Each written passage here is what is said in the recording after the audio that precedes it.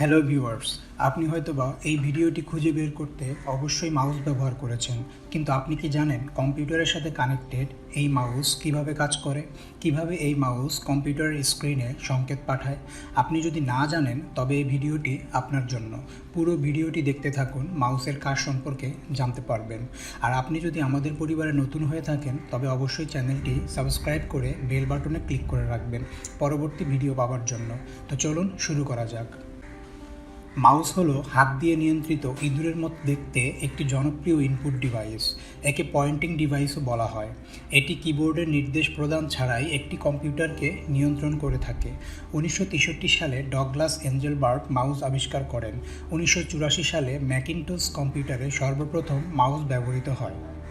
Mouse সমতলে নাড়ালে মনিটরের পর্দায় একটি তীর বা হাতের মতো চিহ্ন নড়াচড়া করতে দেখা যায়। একে কার্সর বলে।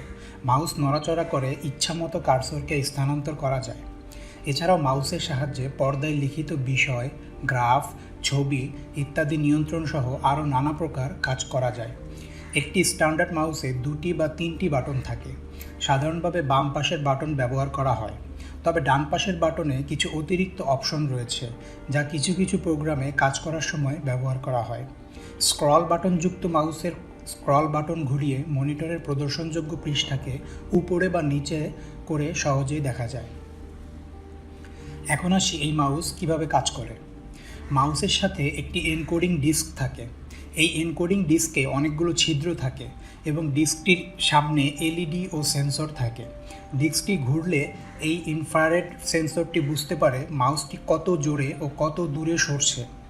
ইনফ্রারেড সেন্সর থেকে সংকেত মাউসের মাইক্রোপ্রসেসরে যায় এবং এই মাইক্রোপ্রসেসর সংকেতকে বাইনারি ডেটাতে পরিবর্তিত করে মাউস কানেক্টরের মাধ্যমে কম্পিউটারে পাঠায় এবং সেই অনুযায়ী আউটপুট পাওয়া যায়। মাউসের ব্যবহার। পয়েন্টিং। মাউস পয়েন্টারকে মনিটর স্ক্রিনের যে কোনো জায়গায় মুভ করানোকে পয়েন্টিং বলা হয়। ক্লিক।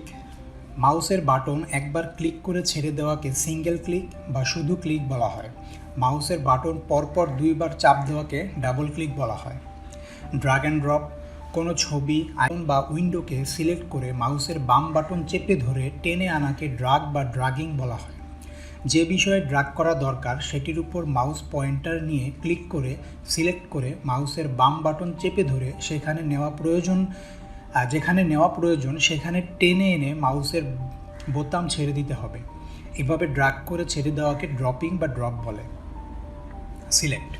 কোনো অবজেক্ট সিলেক্ট করতে হলে অবজেক্টের ডান বা বাম দিকে আই বিম ক্লিক করে মাউসের চাপ রেখে অবজেক্টের উপর দিয়ে বাম বা ডান দিকে টেনে নিয়ে যেতে হবে। এতে টেনে নিয়ে যাওয়া অংশটুকুর উপর অন্য রঙের আচ্ছন্ন পড়ে যাবে। এরকম অবজেক্টের উপর দিয়ে অন্য রঙের আচ্ছাদন পড়ে যাওয়া বা হাইলাইটেড হয়ে যাওয়াকে সিলেক্টেড হওয়া বলা হয়। মেকানিজমের উপর ভিত্তি করে কম্পিউটার মাউসকে বেশ কটি ভাগে ভাগ করা যায়। এগুলো হলো mechanical mouse, optomechanical mouse, optical mouse, infrared বা radio frequency cordless mouse, gaming mouse, trackball mouse, stylus mouse, cordless 3D mouse ও টাচপ্যাড মাউস। এখন হয়তোবা আপনার জানতে ইচ্ছে করছে যে বাজারে সবচেয়ে ভালো কোম্পানির কোন মাউসটি রয়েছে। আপনাদের সুবিধার কথা মাথায় রেখে আমি বাজারে থাকা সবচেয়ে ভালো কিছু মাউসের নাম আপনাদের বলে দিচ্ছি। আপনি কোনো চিন্তা ছাড়াই বাজার থেকে এসব মাউস কিনে এনে ব্যবহার করতে পারবেন। বাজারে আপনারা অনেক ধরনের মাউস পেয়ে যাবেন, কম দামি অথবা বেশি দামি। তবে আমি আপনাদেরকে সাজেস্ট করব, আপনারা যদি মাউস কেনেন তাহলে অবশ্যই HP মডেল কোম্পানির মাউস কিনবেন। এতে আপনাদের মাউসের খারাপ হওয়ার চান্স খুবই কম থাকবে এবং আপনি মাউসটি চালিয়ে খুবই কমফোর্টেবল ফিল করবেন। তবুও আমি এছাড়া আরও কিছু প্রোডাক্টের নাম আপনাকে বলে দিচ্ছি, যেমন Logitech brand, Corsair brand, A4 tech brand এবং আসুস ব্র্যান্ড।